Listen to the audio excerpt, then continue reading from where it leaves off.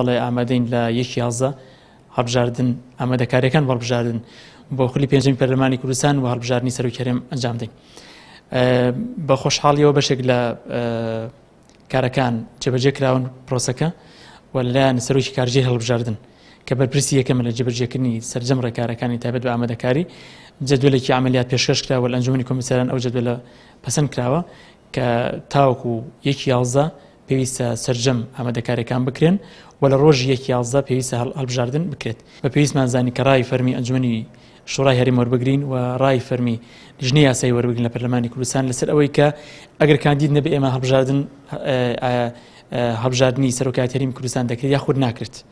چونکە کاندید نەبێت تۆ ئامادەکاری بۆ ناکرێت ئامادەکاری بکەیت.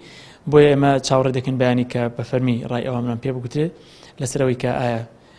ئەو ماوەی کە دیاری کرا بۆ کاتی پێشکەشکردن بۆ کاندیدی سەرۆکی هەرێمی کوردستان ئایا ماوەکە درێژ بکرێتەوە یاخۆ یان ناچووکە بە پێی یاسای سەرۆکایەتی هەرێمی کوردستان ماوەی 30 ڕۆژ دیاری کراوە بۆ دەسەڵاتی کۆمیسیۆنی باڵادانیە کە کاتەکە کەم کاتەوە پێویستمان بە ئیسشاری ئەوان هەیە. لێرە پیان ڕاگەاندین کە کاندیدێک لە 2 ساتەکان داواکاری پێشکەش کردووە و ئێمە چاوەڕێ دەکەین ئەنجومەنی کۆمیساران لەگەڵ ئەوەی کە ڕای ئەنجومەنی شورا وەردەگرێت و لە ڕێگەی ئەوەی کە ڕای فەرمی لیژنەی یاسایی وەردەگرێت لە پاش ئەو وادەیە ئێمە ئەنجومەنی کۆمیساران کۆ دەبینەوە ڕای خۆمان لەسەر پەسەندکردنی ئەو کاندیدە دەدەین بەڵێ یاخود بەنەخێر.